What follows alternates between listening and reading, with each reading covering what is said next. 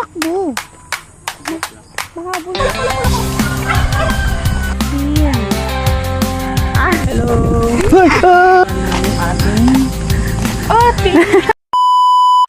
Hi guys, it's Matt again here and let's modify your day. Samahan niyo ako ulit para sa ating part 2 dito sa Villa Feliciana. Tara na't let's go, wala nang patumpik-tumpik pat, libutin na natin ang kanilang farm. Pagbaba pa nga lang natin ay warm welcome na dahil sinalubong tayo ng ating mga kapamilyang unggoy. At takang-taka nga siya nung dumating kami. Siguro kung nakakapagsalita lang yan, siguro sinabi niya, bakit ngayon ka lang? Okay. At itong isa na may kasarap ng buhay, pabuka-buka ka lang. Sana all. Sige, buka ka pa. At sa kabilang side nga, nakita natin yung mga kaibigan nating tahimik lang, pero mapanganib. Oy! Medyo malalaki sila guys, kaya hindi rin naman nakakatakot dahil nakakulong, pero ingat pa din syempre. At sa unahan nga lang, nakita din natin yung mga kaibigan nating mga slow. Pero guys, sa totoo, ang cute nila in person. At syempre, sa kabilang side naman, magpapatalo ba ang mga kaibigan nating mga kalapating mababa ang ilong? Opo, dahil pangupo sila. Ay, tama na. Mag-trivia na nga lang tayo. Alam nyo ba? Ang mga iguana ay isa sa pinakamatalinong mga reptile. Alam mo bang kaya nilang mamukaan ang kanilang mga amo? Wow! Alam niyo bang marunong din silang lumangoy? At ang mga iguana ay umaabot ng 15 to 20 years ang lifespan. Ayos! Nice! This is Matt! At sa side naman dito guys ay ang taniman ng mga dragon fruits. Nandyan nga din ang grapes at ang mulberries.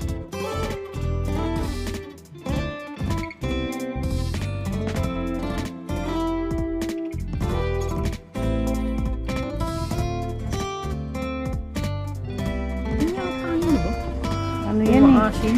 Ano yan? Hindi ko talaga alam na umaasim ba talaga yan kasi hindi pa naman ako nakatikim. Depende. DNA mo. Depende sa trip mo. At naglibot-libot pa nga kami dyan guys na kasi sobrang lawak talaga ng area na yan. Actually marami pa talagang prutas na nakatanim dyan sa farm pero hindi na namin nakita kasi kulang nga sa oras. Tsaka siguro kapag magstay talaga kayo dito sa farm na to, dapat magstay kayo ng 1 or 2 days para ma-enjoy nyo lahat ng mga activities. Personally, nag-enjoy talaga ako kasi sobrang peaceful ng place at talagang parang kulang yung oras para ma-enjoy mo lahat ng mga nasa paligid mo. Tsaka naririnig nyo naman guys, diba?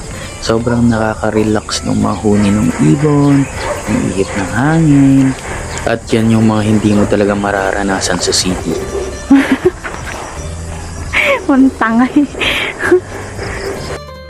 Diyan nga di na ako nakapagpigil, talagang namitas na ako kasi gusto kong matikman kung anong lasa ng lepote.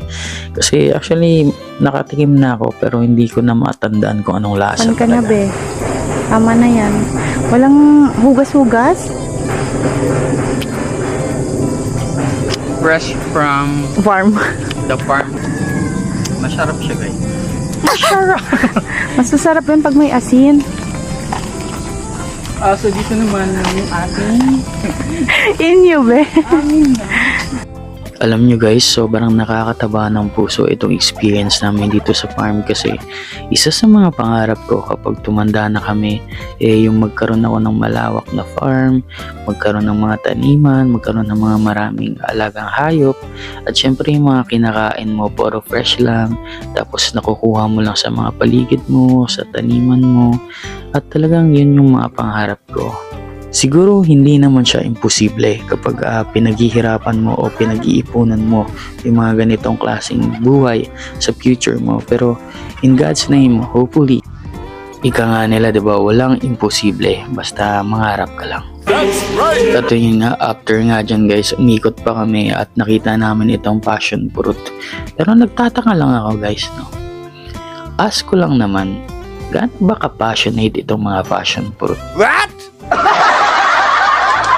Passion fruit.